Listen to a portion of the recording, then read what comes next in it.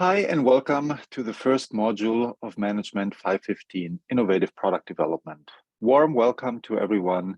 I hope you had a restful break and are ready and energized for our 8-week asynchronous online class. As you can imagine, this is a pretty important and relevant topic. Okay, so new product development is kind of the main drivers of economic growth, as we've seen in the last 10 to 20 years. A few more statistics on this later. There is a variety of definitions, right, as we will see later.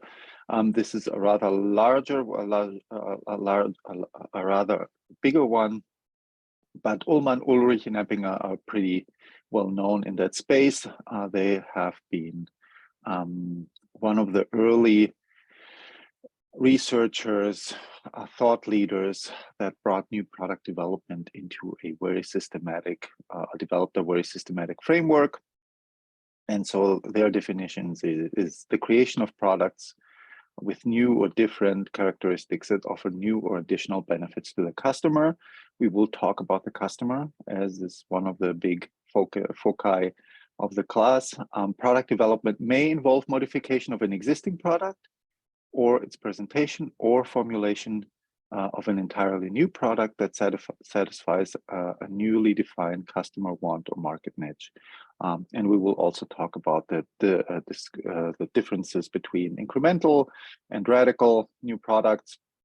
Some of you who have taken Management 519, we talked about radical and incremental innovations there. Some of these things that we discuss in this class will also overlap with this course, but I'll try to make this as unique and as distinct as I can. Now, as you can imagine, new product development can be seen from many different points of views. You can take a technological point of view. You can take an aesthetic one. You can take an entrepreneurial one, which is one of the large drivers of new product developments, and we'll talk about why that's the case. We can take an organizational approach. We can take a financial, economical, or operational approach, and many other perspectives are possible. I will try to provide as broad as an overview in this class as possible.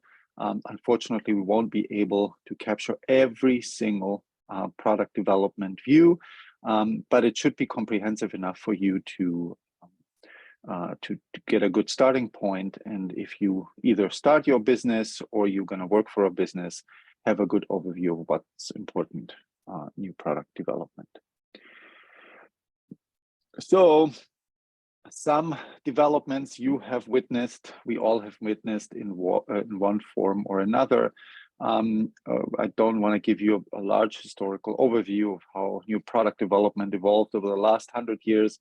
I've done this in a few of my other classes, but here what's really important is in the last 20 years, we had some really major events happening, right? So we had digitalization and what's called Industry 4.0, right? So internet, personal computer, smartphone, et cetera, et cetera. We'll talk about this a little later in the module.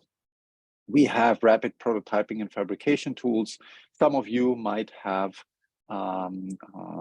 experimented with these or used these previously. So feel free to, bring your input into the class. Crowdfunding platforms, crowdsourcing platforms, and we'll talk about these in the subsequent modules.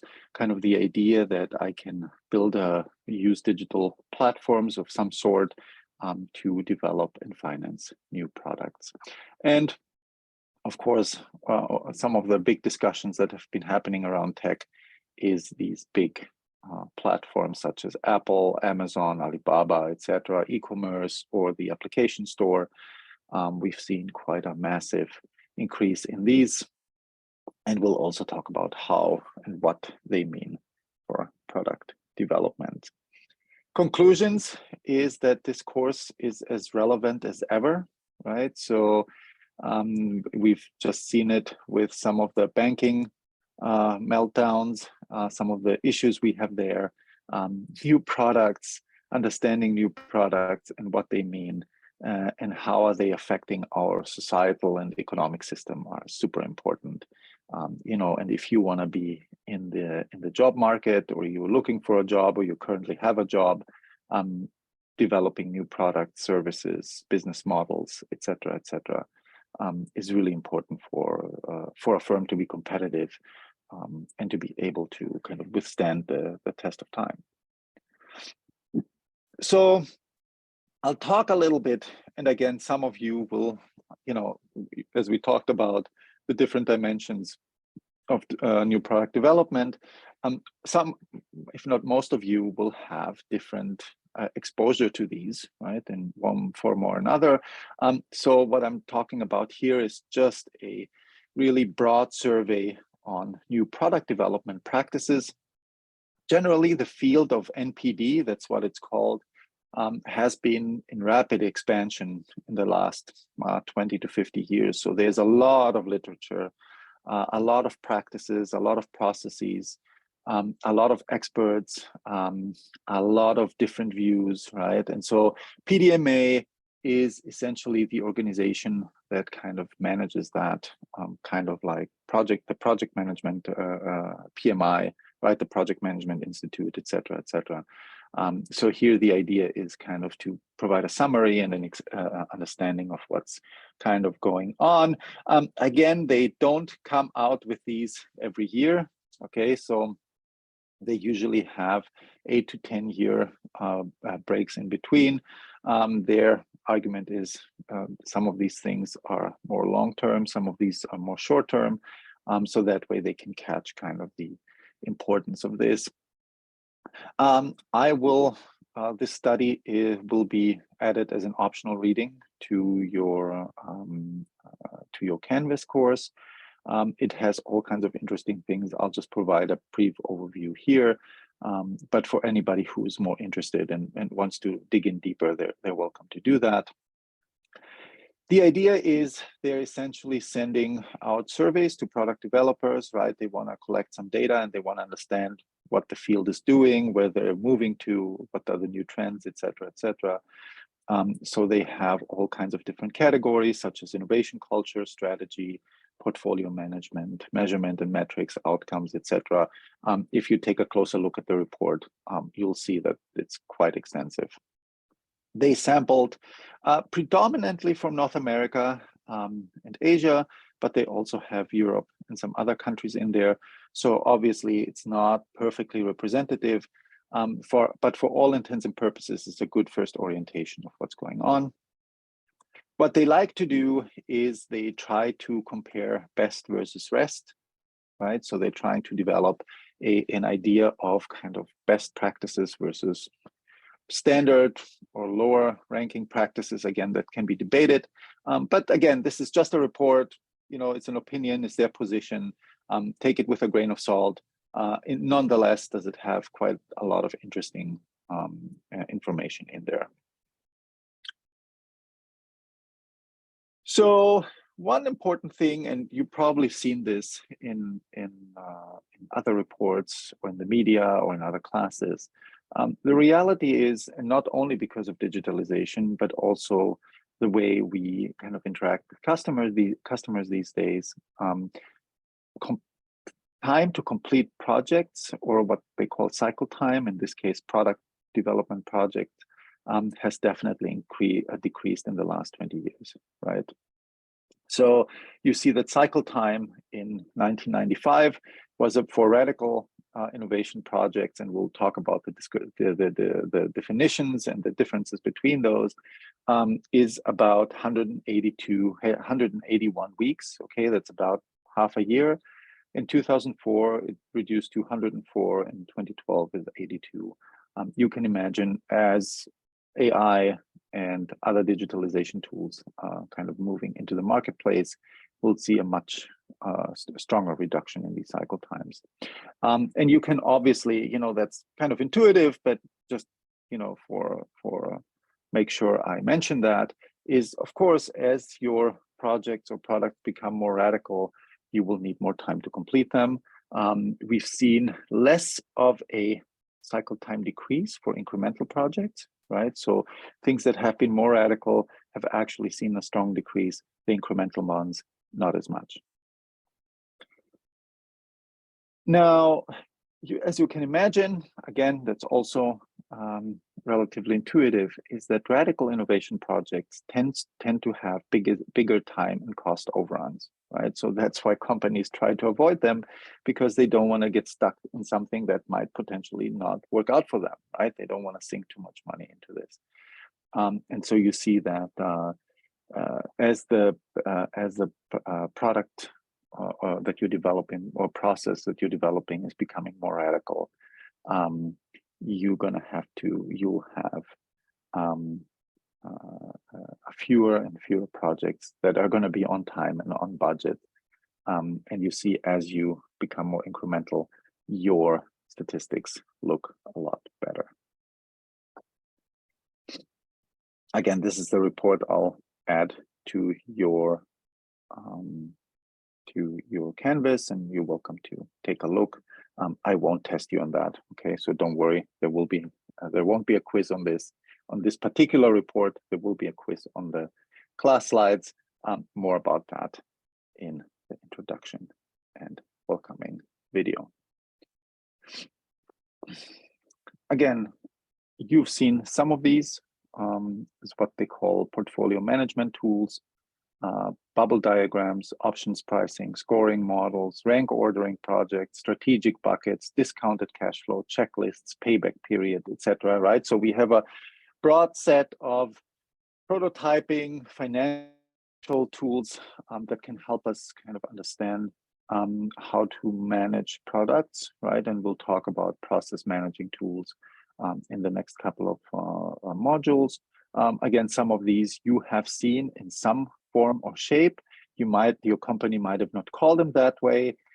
They might have used different names. Companies like to do that, but they essentially are pretty much working the same way.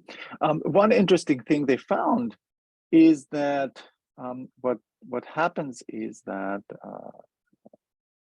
some of these tools, right? If you look at kind of the more popular portfolio management tools, have been used actually less over time, right? So with the exception of checklists here, what you've seen with payback periods, discounted cash flows, rank ordering projects, scoring methods, there are some small discrepancies, some of these more important than others, but we've seen kind of a decrease in the use of these over time. And we'll talk about that a little later. But what we've seen is just companies are using these tools in a different way. A lot of the big companies are buying other companies, right? So they don't have to worry about that too much.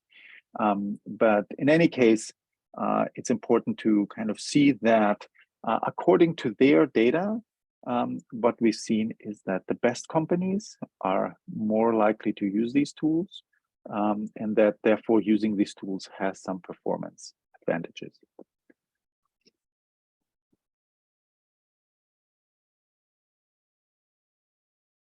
So we'll talk about technology and the role technology plays as we go along in this class. There is a couple of important kind of product strategies, right? We'll talk about strategy as well. So what kind of product strategies have we seen over time and have been seen increasing? Fast follower, right, has seen a bit more increase overall, right, in 2012. So the share for fast follower has been increasing. There's a small percentage of companies that do a reactive product strategy, meaning that they're typically laggards when it comes to developing new products. Some companies focus more on niche, especially between 2004 and 2012. Fast followers have increased from 2012 to 1995, but decreased a little bit, compared to 2004, et cetera, et cetera. But what you've seen is, and that's an important information, is that the best companies, according to their ranking, right? So keep that in mind. That's not my opinion. That's according to their system. The best companies typically go first to market, right? So there has been a push for the higher performing companies to be there first, to establish their market dominance, and to be able to control some of these outcomes better. We've seen that they do a lot less fast follower niche and reactive strategies. So we've seen kind of a move from there. We've seen that a lot of companies do have to keep up on technology, right? We've seen it during COVID, being able to understand what all these restrictions mean and how I can use technology to circumvent them or to dampen some of those constraints is super important. What we've seen is that Europe typically likes to do that a bit more than companies in North America. We've also seen that the best companies, again, right, according to the ranking of the study, are more likely to do that than the rest, so to speak. Some of you certainly have an interest in sustainability. Generally, the marketplace has seen a lot more interest in that space. We'll talk about that as we kind of move forward. There's been all kinds of research around that. Some of you are following the stock market. There is these new ESG measures that companies try to follow. Environmental sustainability, environmental social governance, right? So they're trying to do that with kind of mixed effects. But here the idea is that a lot of the best companies are trying to be more sustainability oriented. Again, whether they're doing that for show or for shareholders and how strongly they have implemented those principles in the company is always a big question, right? That more empirical research is needed. But generally speaking, from what they've collected, it seems to be the case that the best companies are a bit more there.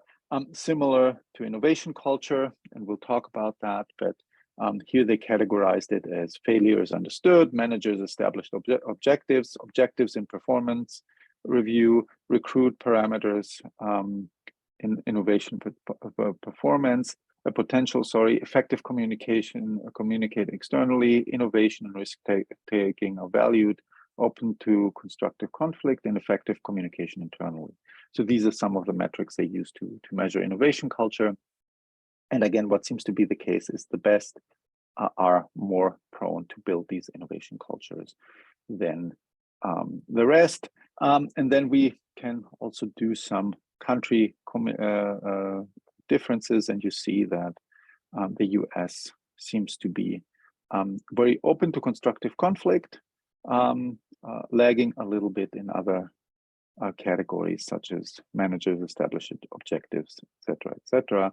And again, we've seen kind of a focus on sustainability that's more pronounced in European and Asian companies than it is in the US companies. Again, grain of salt, how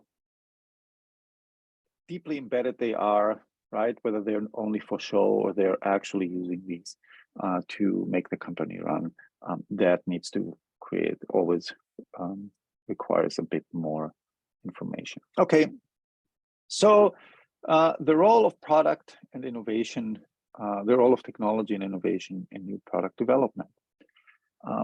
So in Management 519, we talked about this a bit. So you'll see that there might be a little bit of an kind of a couple of similarities here, but we will spend a bit more time on this with a lot more in-depth innovation studies. The short version is, and you've noticed that, right, is that technological innovation offers a lot of benefits for companies, right? So whether you develop your own, right, which comes with its own set of risks, or you use existing technologies to improve your effectiveness and productivity. We've seen that with Zoom, we've seen that with other IT tools. CAD/CAM, computer-aided design and computer-aided manufacturing systems have been used for cars and for airplane design, have created a lot of efficiency increases, and have changed the market and the landscape quite a bit. Automation, etc., has been a big factor in the last 20 years in terms of manufacturing and production. Example, okay, we've seen electricity, right, in the 18th and 19th century, one of the dominant technological innovations. So electricity affects everything pretty much, right? It enables our modern society. We've seen some interesting new commercialization or product development paths here with Tesla, that's using essentially an electric propulsion system to kind of replace the gas engine. We've seen a lot of debate in terms of electricity production, right? So we want to try to be more sustainable or less reliant on fossil fuels. So there has been a variety of new technological innovations, but also some process innovations of how, for example, electricity is distributed. We've seen solar, we've seen computer-aided systems that help governments and utilities to kind of manage these things a little bit different. Now, the really important part, right, so that's becoming obvious, but harder to predict and harder to really model, is those multiplier effects, right? And we can think of simple examples. Computer, once I have a computer, I can then find a way to network the computer. Once I can network the computer, I essentially have the foundations for the internet, right? And so in every one of these steps, these products, right, these subsequent products create new markets, they create new industries, they get rid of some firms and get rid of some industries. Again, this is relatively common. Another example, we have the internet, and the internet kind of created a whole new industry and marketplace in combination, for example, with the smartphone that enables the whole app system that they have in place, which again is a major innovation that we've seen in the last 10 years. So we talked about diffusion. You've seen diffusion probably in a lot, so I'll keep this relatively brief. I'll add some extra papers and discussion points on this.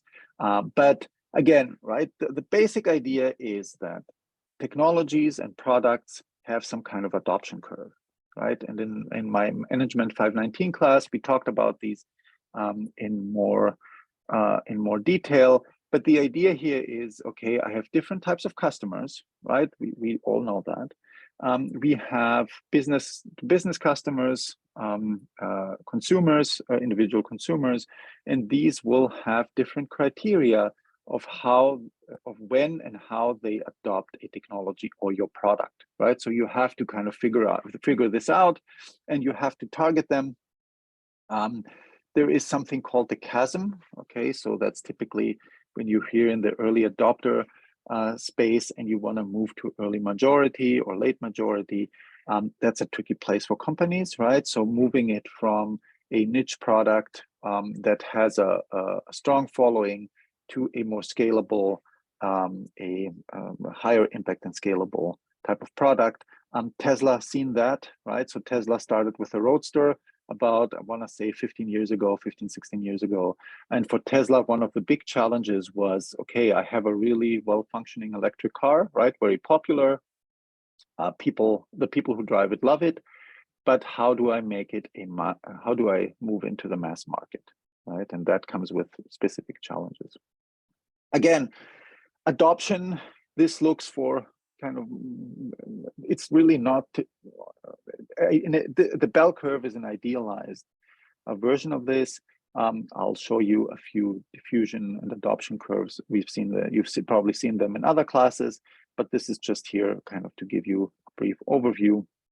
Again, Adoption rates, and we'll talk about this in more detail, they depend on a variety of factors, right? Demographics, psychographics, price, usability, contagion, and so on and so on. And you can think about how this escalates in a digital context, right? How what we call viral is actually an extension of this idea of how technologies adopt. We talked about these, and you've seen these around. This is, again, just a brief thing. And this is an example of VCR, CD players and cell phones. Typically, right, we talked about price is an determinant of adoption. Typically, the strategy is you drop prices, right? As you produce more of these, you drop prices, and as price gets lower, more people will adapt that. That has been a pretty common concept. This concept doesn't quite function the same way in a digital context, right? Because your price doesn't depreciate, doesn't decrease necessarily like that. But for physical products, some of these things are still the price, the learning curve still is an important concept to keep in mind. I think you've seen this probably in some class, whether it's mine or another one. You know, different products have different types or different kind of acceleration rates in terms of adoption. And you've seen some, like I'll show you in a little bit. For example, the iOS 12, okay, you see kind of the different adoption. They in fact measure it per in a daily period, right? Because it's a pretty popular product, and so you see how different versions of these have different adoption rates, which is essentially kind of the similar product, right? With some incremental improvements. You've heard all about ChatGPT. And one way to think about and to compare is how quick one of these digital products or applications gets 1 million users. We've seen ChatGPT break lots of records, right? 5 days took them about for 1 million users. I think they're at around 50 now. I'll have to look at the most recent stats. But there's been an interesting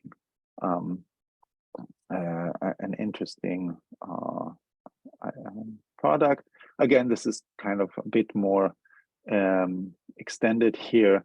ChatGPT, if you compare it with Instagram and Spotify, in terms of the number of days that it took to make 1 million users or to get a million users, and Google searches, right? So we've seen quite radical popularity of that product. And some of you, who are using it or have used it again, this is, if you haven't used it, this is kind of a sample. Okay, so you use these prompts with that ChatGPT system, and you can ask ChatGPT whatever you want, and it will give you some outcome. I might send you a separate set of information on this if you're interested in that. Yeah, we'll see. We're still at the beginning of this kind of product or process innovation. We don't know yet. And so it'll be quite exciting to see where it goes. And this is a link. I'll share that. You have that in the slides, but I'll also share that on Canvas separately. Again, AI in general, and we'll talk about what we mean with artificial intelligence. We've seen a lot of adoption. This is from a recent poll, 2021. Okay, what kind of industries are adopting AI? And you see, education will, financial services, computers, defense, intelligence, security, for sure. Healthcare will become very, very dominant in AI and will be utilizing AI for their services. Now, again, we'll talk a lot more about this, right? But the idea is, if you're developing products, you also have new product services or, processes. You need to figure out, to have an innovation strategy, right? Because that innovation strategy will depend on, you know, your firm's existing structure, the business models, the technical capabilities, and so on. You have to be very strategic and selective on how to do that. Here are a couple of examples, and I'll talk about the difference between business model and product innovation in just a bit, and we'll talk about it a lot more in the subsequent modules. But this is just a basic overview. Again, this article is pretty good. I'll add that as a link. You can also just access it to the slides. This is also a very good article about different types of innovations. Again, I talked about some of these in Management 519, that if you haven't taken 519, you don't have to worry about that. But you know, there is kind of some themes and some materials that are pretty good when understanding this, right? So again, you have to decide which side you want to be, right? Do you want to disrupt? Do you want to do a routine incremental innovation? Is your innovation more architectural? Is it more radical? And so you have to kind of match that with the business model that you're operating in a company, right? And, you know, there is obviously a clear interrelationship between new business models and new innovations or technological innovations, right? And so figuring out how these two interact is quite tricky for companies.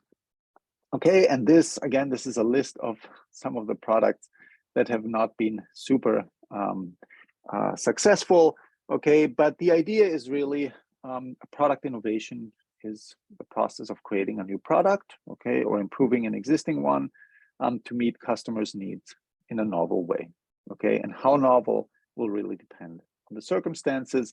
This is a really small list here, okay? There's tons of these that we've seen over the years. But again, product innovations are pretty intuitive. We see them all around us, right? So technological innovations and new products, we are flooded with them.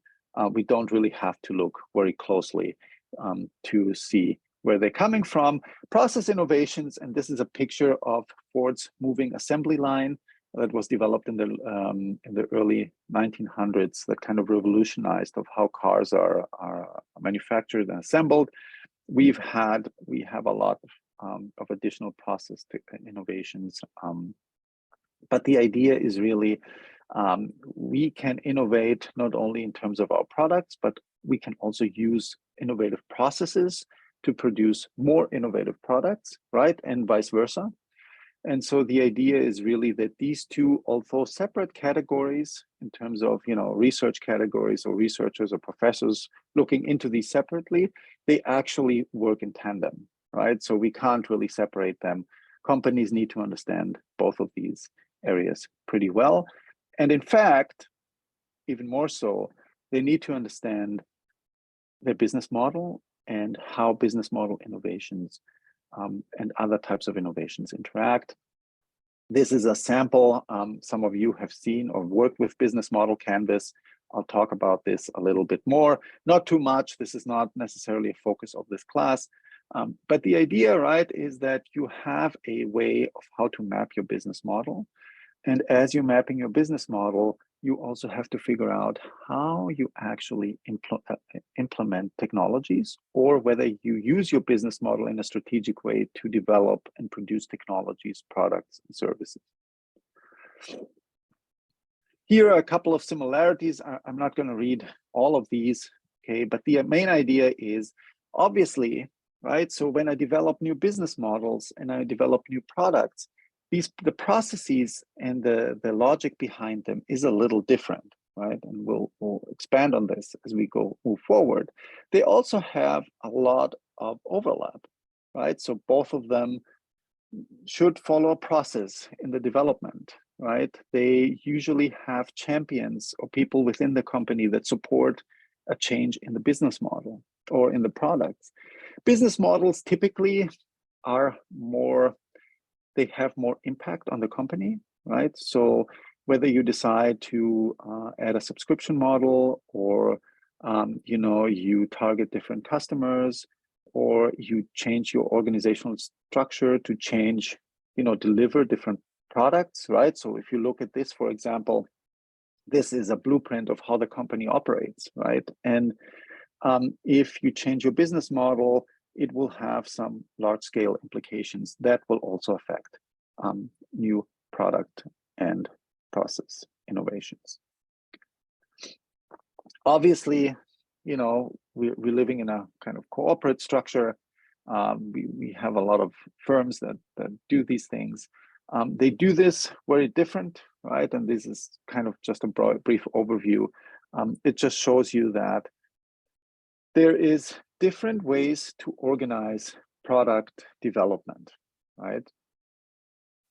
Or process development, right? And so figuring that out within your organizational structure, or having to change your organizational structure or your business model to deliver a better product or a different product or a more profitable product, for example, that's kind of critical, and that's what a lot of companies are struggling with, right? They often don't have a problem, you know, developing something or coming up with concepts, but how to organize these so that they can best optimize them for markets, new markets or new circumstances, that's kind of a tricky part. What we've seen is smart connected products have required some significant changes, right? So not only how companies operate, but also how they target how they target customers, how they collect data, and that will become really important. Is we use data to develop new products a lot more than we used to, right? Our ability to collect new data has increased dramatically, and so we have to figure out what we're going to do with that and how we're going to change organizational processes. Concept, you've seen this probably around, is we'll talk about this and others in more detail, but the firm's ability to recognize the value of new information, assimilate it, and apply it to commercial ends. And that's a pretty well-established construct in management. Again, look at this is a bit of a simple draft, simple sketch. That's what academic papers typically do. But the idea is really, we have to really figure out, how do we use technology to collect information, process it, synthesize it, and make decisions? Does it help us, right, doing that? Does it improve our creativity as an organization, our innovative capacity, our speed to market, etc.? Or are we actually, does it have the opposite effect, right? Does a new technology actually hinder us because there's not enough people who know how to use it, for example, right? So there's a lot of aspects to think about that. Creativity, and we'll talk about this in more detail, but the idea is really, how do we foster creativity in an organization, right? An organization is a complex social system, so we have to really figure it out and think about what kind of structures and systems and cultures and leadership styles and skills and resources and climates, etc., we have to build to have good organizational creativity impacts. We have, as an organization, is a collection of employees, right? And so how do these employees become more creative in a company, right? So we have to figure out, okay, there's organizational creativity models or systems, but there's also, they need to integrate of how people are learning, how they're motivated, how they're inspired, etc., etc. So we have to figure this out more strategically, and these are important inputs when we think about new products, services, business models, etc., etc.